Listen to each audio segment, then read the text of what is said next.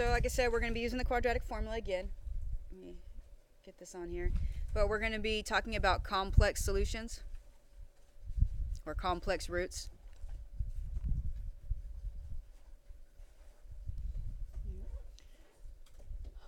So when we are trying to solve a quadratic, we're not going to be able to factor this necessarily the way you're used to factoring. I mean, there is a way to factor it and solve. We're not going to focus on that at the moment. We're going to continue to focus on using the quadratic formula.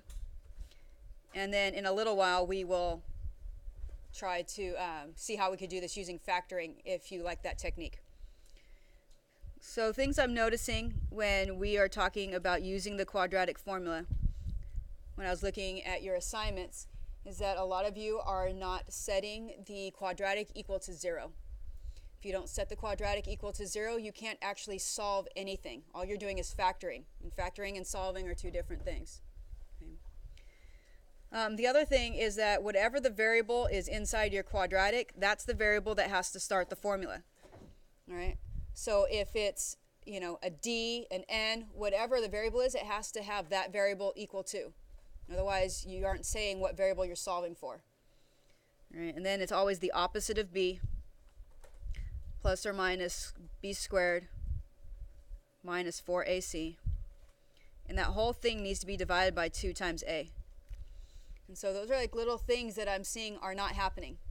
All right. A lot of people are not doing the plus minus. They're not keeping it as what looks like a fraction. All right, you can't chicken scratch it. It has to be set up that way. So when we're dealing with solving a quadratic, the piece we want to focus on today is the discriminant.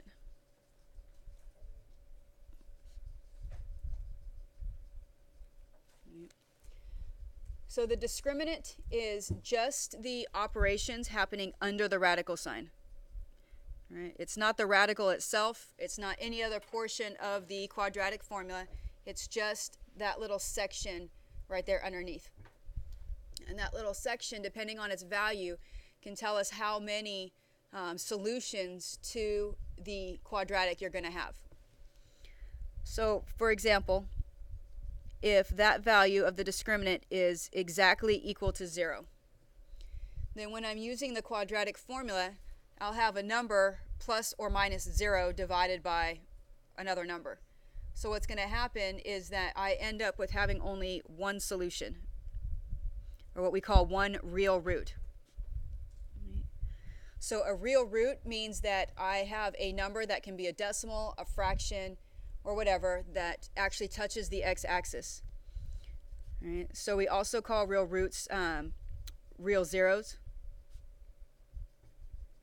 Or we say it has one real solution.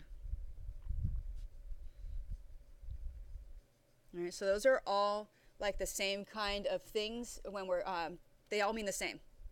All right, so if you're getting an assignment and it says how many real solutions, real roots, real zeros, all of those mean the same thing. Right? And so what that means, like as a picture, all right, because I have a quadratic, what it means is that whether the parabola opens up or down, that it just touches the x-axis and bounces off. And that one place where it touches the x-axis is my solution. And again, if it touches the x-axis, we can find out what that number is. And so, like I said, decimal, fraction, square root, whatever. Then you have the value of the discriminant is a positive number. And so to say something is positive, we just write greater than 0. And so this can be a perfect square or not. It can be like the square root of 37, root 111. It doesn't really matter, but it's a positive. And what that means is that I have 2 real zeros, or 2 real roots. Let me do this. Start writing one. So now I have 2 real roots, or again we say we have 2 zeros, 2 real solutions, all means the same thing, but now I've got 2 of them. All right, again, because that plus or minus gives us more than one answer. And I don't know what the parabola looks like in terms of opening up or down. That doesn't really matter. But what I do know is that I have to cross the x-axis in two places. That's what it means to have two solutions. And this is what we've been working on, at least when we're doing factoring or the quadratic formula, is that we're finding either one or two answers to our equations. We haven't gotten to the graphing part yet. But the focus for today will be more so along the lines of what happens when you have a negative underneath the radical, or the discriminant is a negative value. And to say it's a negative value just means we write less than 0. And so what this means is that we actually have two solutions, but they are two complex solutions. All right, and complex solutions are not real numbers. So we say we have two complex solutions, all right, two complex roots, etc. And what this means is that I have two answers that make the quadratic a true statement, but they're not on the normal like XY plane that we're used to having. I can't actually plot these points on the x-axis. What they are is they're hovering above or below the x-axis in some way. Right? We have another type of graphing technique, which is the real and the imaginary plane, but we haven't done that in this class. But we still have two answers. So I could have a graph that still opens up, but it doesn't actually ever touch. And the two complex solutions, what it really does is it gives us answers of two coordinates kind of somewhere in a quadrant. It's not really on an axis, so that's why they're not called real solutions. So they actually are answers, they're just in a different format. Right? And so that's part of the reason why I'm not calling them zeros necessarily, but I don't want to confuse you on that. So this is what we're going to focus on today, is how to simplify our complex solutions instead. Move this up. All right, so you have to know what a complex number is. All right. So a complex number looks like A plus BI. Could have a minus sign in between there also. But what it is it's the combination of a real number and an imaginary number. And the imaginary number are things where you have these square roots of negatives right now. It is an I. So when you write imaginary numbers, you have to write it as an I, but it needs to be like an italicized I. So you don't want to just write it as like a lowercase I. You can't make it an uppercase I, and so you have to use a little italicized to show that it's an imaginary number. And so if you think about like how we do the quadratic formula, where we have like something plus or minus and you have a radical, what's going to happen is the part that is the radical that has a negative is going to create this imaginary piece right here. So the I, what it does is it lets you know that there was a negative underneath the radical sign. That's all that the I does right now. So if I asked you just to simplify, okay, and I gave you the square root of 16, that's completely doable. You can take the square root of 16, there's a positive under the root, and it's a perfect square, so the answer is just 4. But there's a difference between that and somebody asking you what's the square root of negative 16. And for a long time, you weren't allowed to do this. You weren't allowed to take a negative square root. But now we can.